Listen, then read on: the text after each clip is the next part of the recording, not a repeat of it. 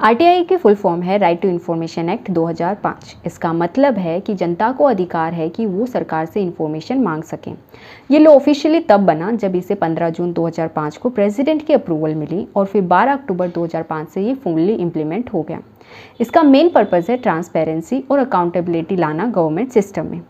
अब मैं तुमसे एक सिंपल सा सवाल पूछती हूँ, अगर किसी गवर्नमेंट ऑफिस ने कोई भी काम डिले कर दिया या कोई स्कीम का पैसा मिसयूज़ हो रहा है तो आम आदमी को उसका कैसे पता चलेगा? पहले जो लोग थे वो हेल्पलेस फील करते थे, लेकिन आरटीआई के एक्ट आने के बाद तुम डायरेक्टली गवर्नमेंट से पूछ सकते हो कि मुझे इसका रिकॉर्ड दिखाओ। यानी कि आरटीआई तुम्हें पावर देता है क्वेश्चंस करने की। अब आरटीआई एक्ट के अंडर तुम क्या क्या पूछ सकते हो? तुम किसी भी पब्लिक अथॉरिटी से इंफॉर्मेशन मांग सकते हो, जैसे government departments, ministries, public sector units, government funded institutions, मतलब जो भी इंस्टीट्यूशन गवर्नमेंट के अंडर है या गवर्नमेंट से फंड ले रहा है वो आरटीआई के अंडर आता है। अब एक इम्पॉर्टेंट टर्म है पब्लिक इन्फॉर्मेशन ऑफिसर। हर डिपार्टमेंट में एक ऑफिसर होता है जो आरटीआई एप्लीकेशंस को हैंडल करता है। तुम जो अपनी एप्लीकेशन देते हो वो इन्हीं को भेजते हो। अब पूरा प्रोसेस समझो। तुम एक सिंपल एप्लीकेशन लिखते हो इंग्लिश, हिंदी या किसी भी ऑफिशियल लैंग्वेज में। फिर 10 रुपीज़ की आपको एप्लीकेशन फ़ी पे करनी पड़ती है। फिर उस डिपार्टमेंट के जो पीआईओ है उसको आपको ये एप्लीकेशन सबमिट कर देनी होती है। फिर क्या होता है, आपका काम हुआ पूरा। अब गवर्नमेंट डिपार्टमेंट का काम है। गवर्नमेंट यानी उस पर्टिकुलर डिपार्टमेंट को 30 डेज़ के अंदर आपको रिप्लाई देना होता है।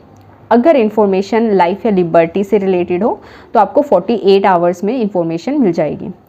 इंडिया का जो पहला आरटीआई एप्लीकेशन था वो शहीद रज़ा बुर्ने ने फाइल किया था।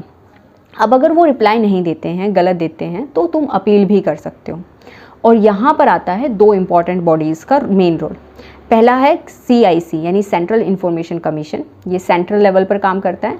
इसके हेड जो होते हैं वो चीफ इन्फॉर्मेशन कमिश्नर होते हैं। ये सेंट्रल गवर्नमेंट के डिपार्टमेंट, मिनिस्ट्रीज़ को ओवरसी करते हैं। हर डिपार्टमेंट का अपना PIO होता है और आरटीआई हैंडल वही करते हैं।